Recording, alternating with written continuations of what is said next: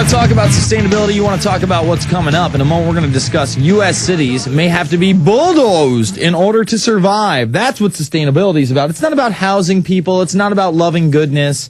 The Green Movement is about second world nation via the United States of America and really the North American Union. I want to thank one of my great sponsors right now. It's mysolarbackup.com. That's mysolarbackup.com. We're talking about 1,800 watts of power on demand in the event of any disaster or outage. The number is 877-327-0365. That's 877-327-0365. A solar generator is like having a silent power plant hidden in your home. It's the perfect emergency backup for troubled times. MySolarBackup.com, 877-327-0365. Now, they won't tell you this in the United States, but the Telegraph, again, sometimes they'll report on things that are in the news that they know are going to happen overseas, and we'll do the same about them. You know, the media doesn't always lie. They just kind of ease you in to their version of the truth. The government looking at expanding a pioneering scheme in Flint, one of the poorest U.S. cities, which involves razing entire districts and returning the land to nature. Oh, to nature. Again, we have homeless people in this country. We can't give them the home. We're just going to destroy all these homes. We're not going to try to build an economy. We're not going to try to put plants there that actually produce items. We're not going to try to give people work. No, we want everybody to join the slave squad and go to the FEMA camps. I'm sure they'll bulldoze it for a nice FEMA center for everybody. That'll be nice. Local politicians believe the city must contract by as much as 40%, concentrating the dwindling population and local services into a more viable area. So what happens if you bought a home and 3 of your neighbors had to move because, you know, the bankers just stole trillions of dollars and they blamed it on the subprime mortgages? Well, guess what? You who can still pay your bills, they're bulldozing your house too. Eminent domain style. See ya.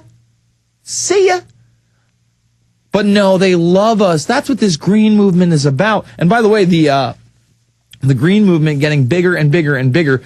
Nations may form global CO2 market without UN deal. See, if the UN can't trick some of the newbies and the lower countries that are a part of the organization into their little Kyoto protocols overhaul, they're just going to have the big rich countries do it for them without the United Nations. See, they'll bring the United Nations in later to further legitimize world government, but they'll go around them when it's an obstacle. Rich countries may act on their own to reduce greenhouse gas emissions by developing a carbon market they hope will lure in poor nations, even if UN climate change talks get bogged down. Experts say nearly 200 countries have been trying to reach an agreement to replace the Kyoto Protocol on global warming, with a December deadline at a meeting in Copenhagen approaching.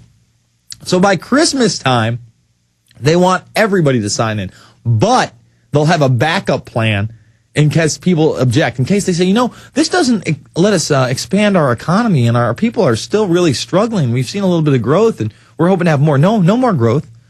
It's slave growth. They want population reduction. They want everybody to take the nice little shot of the swine flu, nice little soft kill virus. They want it to kill off the weak, have a big panic, get everybody to take it, reducing their lifespan as they implode the economy and bulldoze U.S. cities.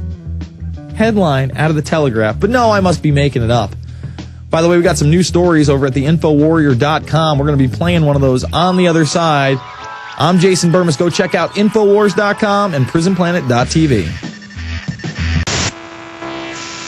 We are the insurgents. And this green craze is reaching off into every single market. Everybody's talking about smart growth, this green revolution. Meanwhile, in the backdrop, we're going to bulldoze U.S. cities. We're going to decrease them by up to 40%. We're going to forcibly inoculate people under pandemic level 6, which we quietly declared this week. We're going to further legitimize international governance. And now PC markets are also going to go green. Global PC makers are vying for the green crown. Personal computer makers are increasingly prioritizing green strategies, creating a pivotal point of competition for customers that are becoming more attuned to their financial and societal benefits.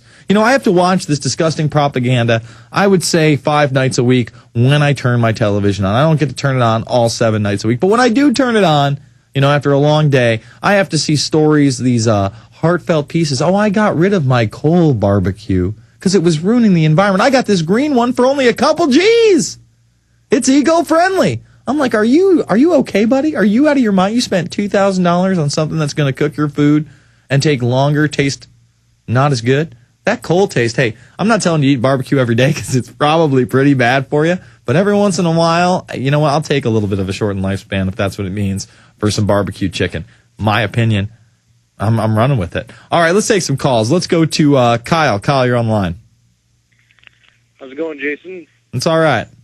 I got a question for you, and hopefully you have an answer for me. I have a 4-month-old baby, and we were forced to take the Title 19 based upon our financial situation at the time. Now, we didn't do any of the vaccines, and just right here earlier today, I didn't get a reach this particular individual, but it was someone from the local county healthcare services wanting to call us and ask us about our daughter. My question for you is what is the best way or demeanor to keep these people off your back long enough to where, because I'll be ready to get, I'll be able to get insurance through the place I'm now working at here soon enough.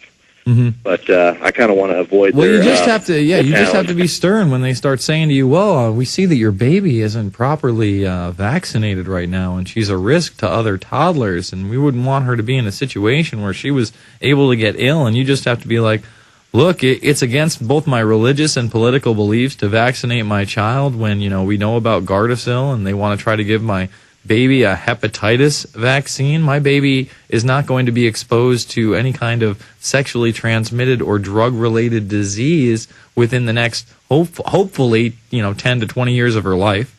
And I would just say this, approach it in a manner where you call them ma'am and sir. You try not to get very angry with them. They're going to try to play word games with you. And you just have to keep explaining, listen, I know that this is color law.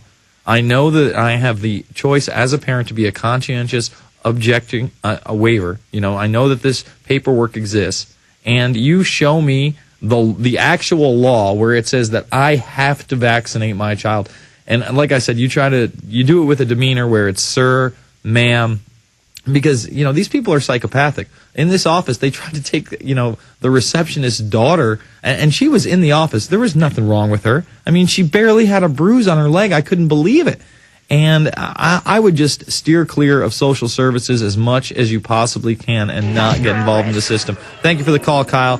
We're going to go to Lori, Mark, Lenny, and more on the other side. And I'm going to play this clip from 2004.